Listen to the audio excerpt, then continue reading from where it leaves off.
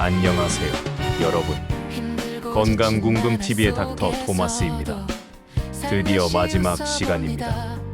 지난 9회에 걸쳐서 정말 긴 여정을 함께했습니다. 체질과 사주의 기본 개념부터 시작해서 4가지 체질의 특징, 사주와 체질의 매칭 방법, 그리고 실용적인 건강관리법까지 모두 다뤘습니다. 오늘은 이 모든 내용을 종합하면서 동양의 지혜를 현대 건강관리에 어떻게 활용할 수 있는지 말씀드리겠습니다. 이번 시리즈의 결론이자 새로운 시작이 될 시간입니다. 끝까지 집중해 주십시오. 자, 시작하겠습니다. 먼저 우리가 배운 내용을 간단히 복습하겠습니다. 1회차에서는 체질과 사주의 기본 개념을 배웠습니다. 사상체질론과 사주명리학이 모두 음양오행을 기반으로 한다는 것, 그래서 둘을 연결할 수 있다는 것을 알았습니다. 2회차에서는 양인과 음인의 차이를 배웠습니다. 양인은 열이 많고 발산하는 에너지가 강하고, 음인은 몸이 차갑고 축적하는 에너지가 강하다는 것을 알았습니다. 3회차에서는 오행과 장기의 연결을 배웠습니다. 목은 간, 화는 심장, 토는 비장, 금은 폐, 수는 신장과 연결된다는 것을 알았습니다. 4회차부터 7회차까지는 각 체질을 깊이 있게 다뤘습니다. 태양인, 소양인, 태음인, 소음인의 특징과 건강관리법을 구체적으로 배웠습니다. 8회차에서는 사주와 체질을 매칭하는 실전 방법을 배웠습니다. 내 사주를 확인하고, 오행을 세고, 체질을 진단하고, 둘을 연결하는 방법을 익혔습니다. 9회차에서는 체질별 음식, 운동, 생활 습관을 총정리했습니다.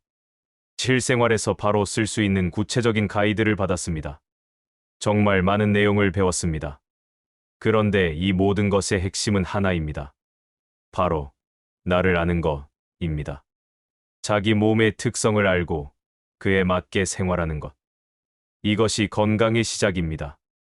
서양의학은 모든 사람을 비슷하게 봅니다. 같은 병에는 같은 약을 씁니다. 이것도 물론 중요합니다.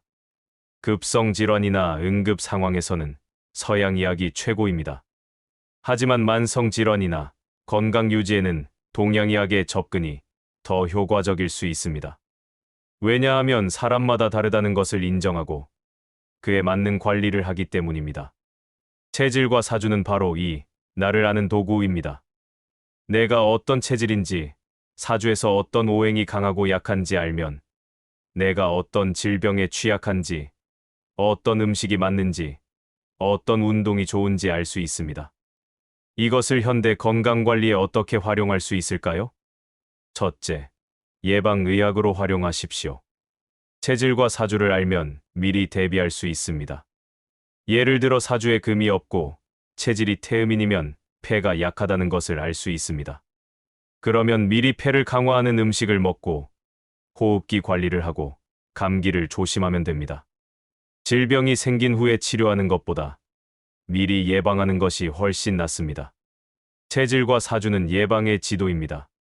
둘째, 맞춤 영양학으로 활용하십시오. 요즘 개인 맞춤 영양이 유행입니다. 유전자 검사를 해서 맞춤 식단을 짜주는 서비스도 있습니다. 그런데 비싸고 복잡합니다. 체질로도 충분히 맞춤 영양을 할 수 있습니다. 소양인은 열을 내리는 음식, 소음인은 따뜻한 음식, 태음인은 살을 빼는 음식, 이렇게 자기 체질에 맞는 음식을 먹으면 됩니다. 간단하고 효과적입니다. 셋째, 운동 처방으로 활용하십시오. 모든 사람한테 같은 운동을 권하는 것은 문제가 있습니다. 체력이 다르고 체질이 다르기 때문입니다. 태음인은 땀을 많이 내야 하니까 빠르게 걷기나 등산이 좋습니다. 소음인은 체력이 약하니까 가벼운 걷기나 요가가 좋습니다. 자기 체질에 맞는 운동을 하면 효과가 배가 됩니다. 넷째, 스트레스 관리로 활용하십시오. 스트레스가 몸에 미치는 영향도 체질마다 다릅니다. 소양인은 스트레스 받으면 두통이 오고 소음인은 소화불량이 옵니다. 태양인은 혈압이 오르고 태음인은 과식을 합니다. 자기 체질을 알면 스트레스가 어디로 가는지 알 수 있습니다. 그러면 미리 대비할 수 있습니다. 다섯째, 질병 관리로 활용하십시오. 이미 질병이 있다면 체질에 맞게 관리하십시오. 당뇨가 있다면 태음인은 체중 감량에 집중하고 소음인은 따뜻한 음식으로 소화기를 강화하고 이런 식으로요. 서양의학적 치료와 동양의학적 관리를 병행하면 효과가 좋습니다.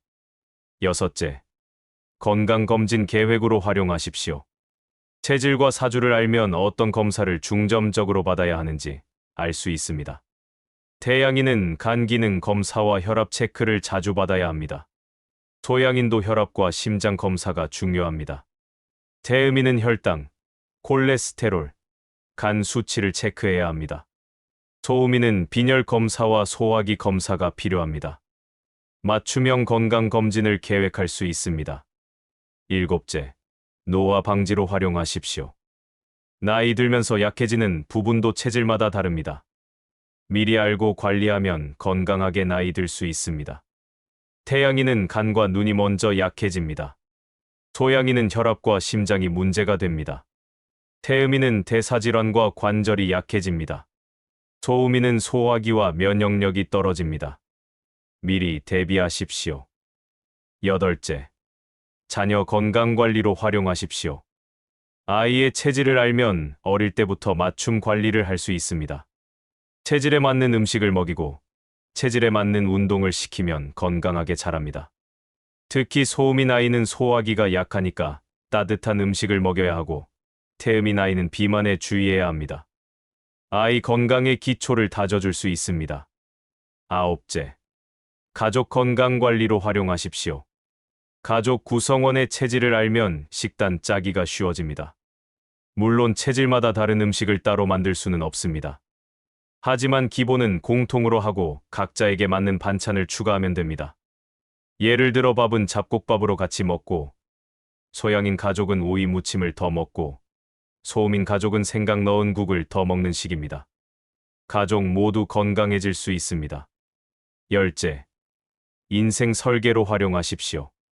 체질과 사주는 건강뿐 아니라 성격과 적성도 알려줍니다. 이것을 진로 선택이나 직업 선택에 활용할 수 있습니다. 소양인은 사람을 많이 만나는 일이 잘 맞습니다. 소음인은 꼼꼼함이 필요한 일이 잘 맞습니다.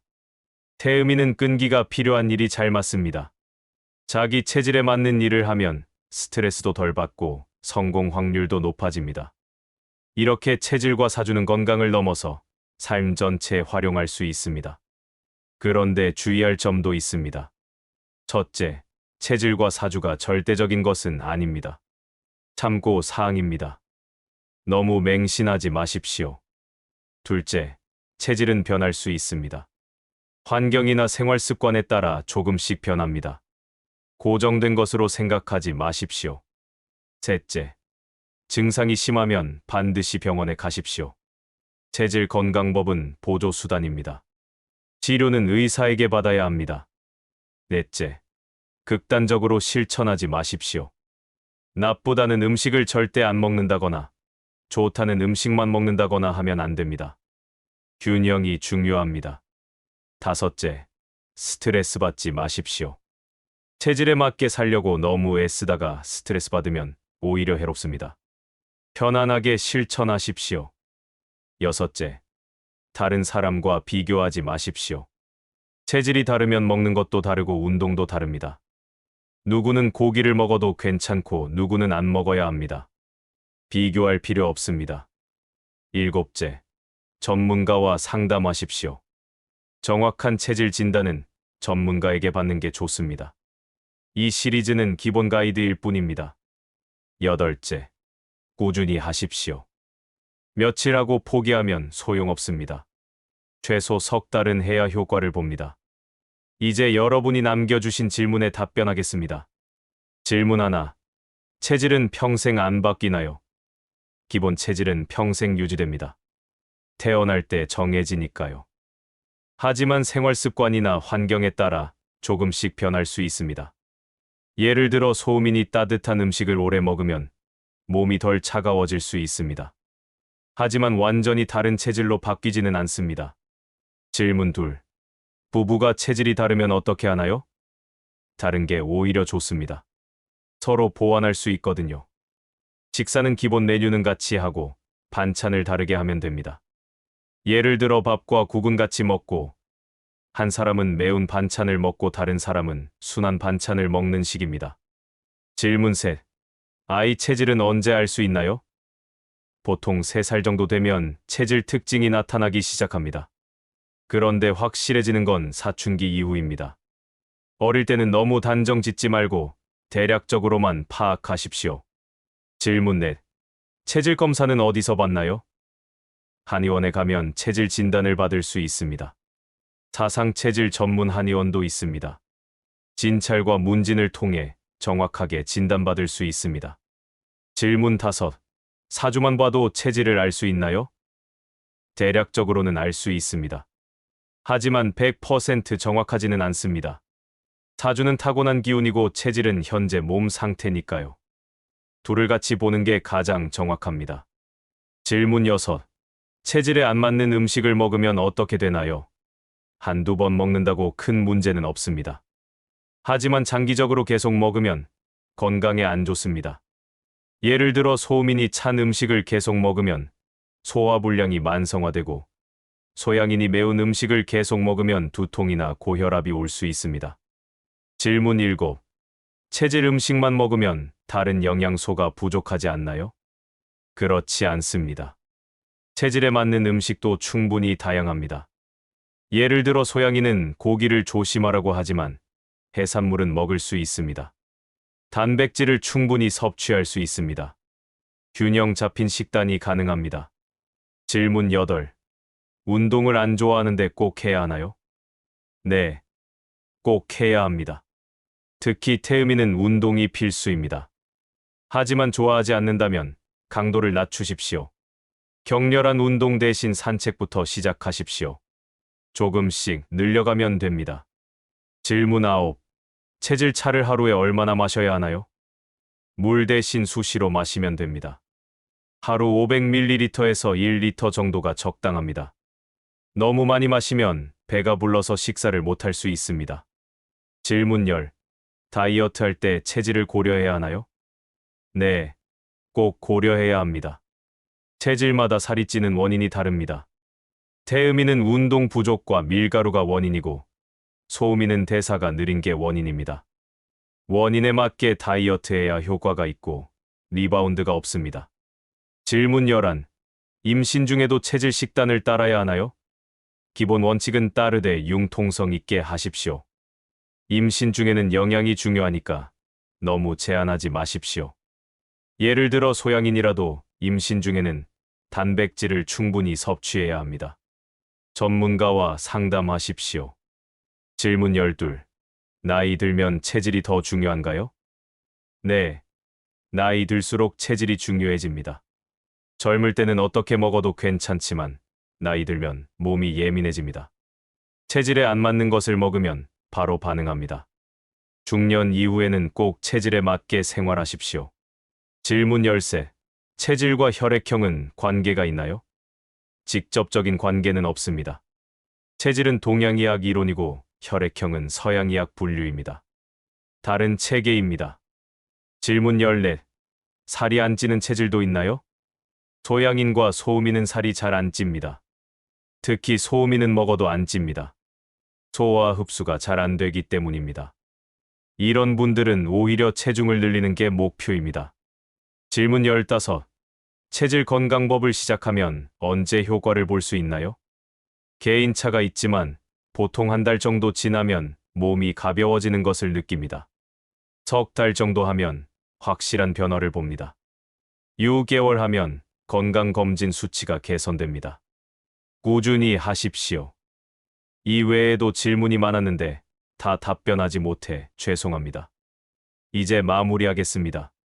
지난 10회에 걸쳐서 우리는 함께 여행했습니다. 동양의 지혜를 현대 건강에 적용하는 여행이었습니다. 체질과 사주는 수천 년 동안 우리 조상들이 축적한 지혜입니다. 사람마다 다르다는 것을 알고 그 차이를 존중하고 각자에게 맞는 방법을 찾는 지혜입니다. 현대 의학도 이제 개인 맞춤 의학으로 가고 있습니다. 유전자 검사, 빅데이터 분석, 인공지능 진단, 이런 것들로 각 사람에게 맞는 치료를 하려고 합니다. 그런데 우리 조상들은 이미 수천 년 전에 이것을 알고 있었습니다. 체질이라는 개념으로, 사주라는 도구로 사람마다 다르다는 것을 파악하고 적용했습니다. 이것이 동양 의학의 위대함입니다.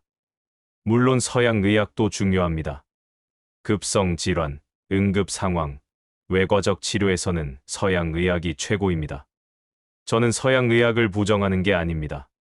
다만 서양 의학과 동양 의학을 함께 활용하면 더 좋다는 것입니다. 병원 치료는 받되 평소 건강 관리는 체질에 맞게 하는 것입니다. 이것이 진정한 통합의학입니다. 건강은 하루아침에 만들어지지 않습니다. 매일매일의 작은 선택이 쌓여서 건강이 됩니다. 오늘 뭘 먹을까? 오늘 운동할까 말까? 오늘 일찍 잘까 늦게 잘까? 이런 작은 선택들이 10년 후 건강을 결정합니다. 그리고 그 선택을 할 때 자기 체질을 고려하십시오. 남이 좋다는 것을 따라 하지 말고 내 몸에 맞는 것을 선택하십시오. 그것이 진정한 건강 관리입니다. 여러분, 10회에 걸친 긴 시리즈를 끝까지 함께 해주셔서 정말 감사합니다. 매주 영상을 기다려주시고 댓글로 응원해주시고 질문해주신 모든 분들께 감사드립니다. 여러분의 성원이 있었기에 이 시리즈를 완성할 수 있었습니다.